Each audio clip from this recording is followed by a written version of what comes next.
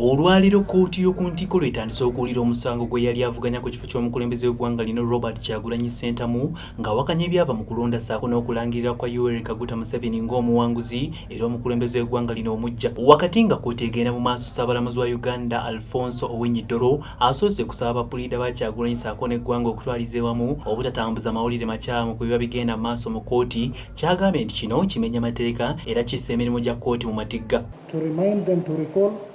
And for those of you who are unfortunately not as old as I am, to know that the court of justice, the court of law, may not be perfect,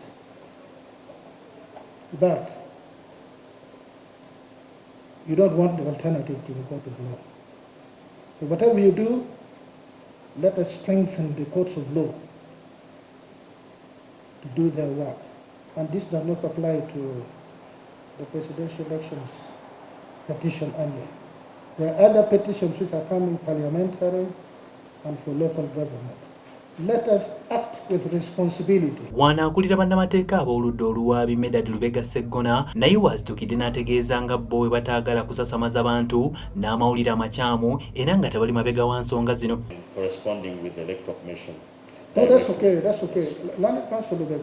For me, my point is, from now, Bo ab'oludda oluwaabi babadde bazze okuwulira ebigenda mu maaso ku kwemulugunya kuno nga kw'otadde n'ensala y'omulamuzi ku nsonga y'ebyokwemulugunya kwateebwayo Robert Kyagulanyi Ssentamu ng'awakanya obuwanguzi wa Yoweri Kaguta Museveni n'ebyalangirirwa akakiiko k'ebyokulonda ssaako n'engeri obululu gye baakwatibwamu. Oluvannyuma Ssaabalamuzi awadde ensala ya Kooti wategeereza nti oludda oluwaabi ssaako n'oludda oluwaabirwa ng'enjuyi zino zombi zaakuwandiika obujulizi ssaako n'okwemulugunya babiweereze mu Kooti ng'ennaku z'omwezi 24 omwezi guno omwaka guno. Olwo ng'ennaku z'omwezi 25 omwezi guno omwaka guno Kooti ejja kuddamu okutuula olwo ab'oludda oluwaabi ssaako n'oludda olwabira bakubaganye empaba ku bujulizi obuliwo nga buli ludda lwakuweebwa eddakiika ezitasukka 3 ekintu ab'oludda oluwaabi kye bawakanyizza kye bagambye nti kino kyakusoomoozebwa ddala.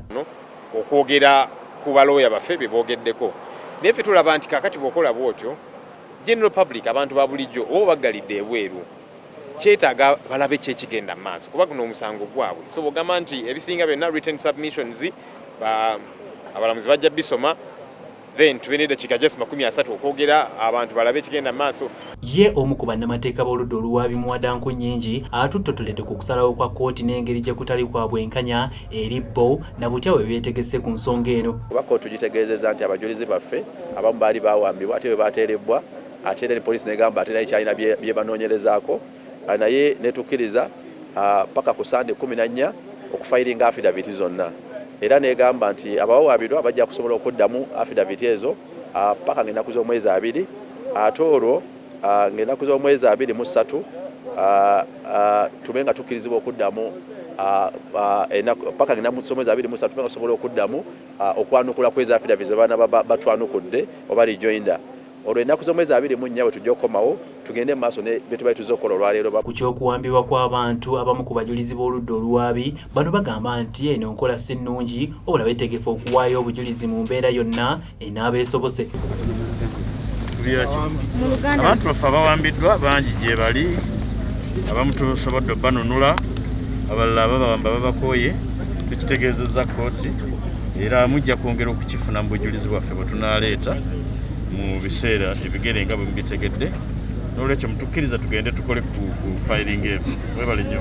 Konyeeko nti abajulizi betulina abamu ku bo batandise okubalondoola n'abamu bawambibwa ate n'abamu bali mu buwambe olw'okubalemesa okujja mu Kooti okubaako ku kye bayinza okuwa oba okulaga. Embeera eno eriwo ku kukyankalanya n'okutiisatiisa abajulizi baffe n'okubatulugunya nga babawamba.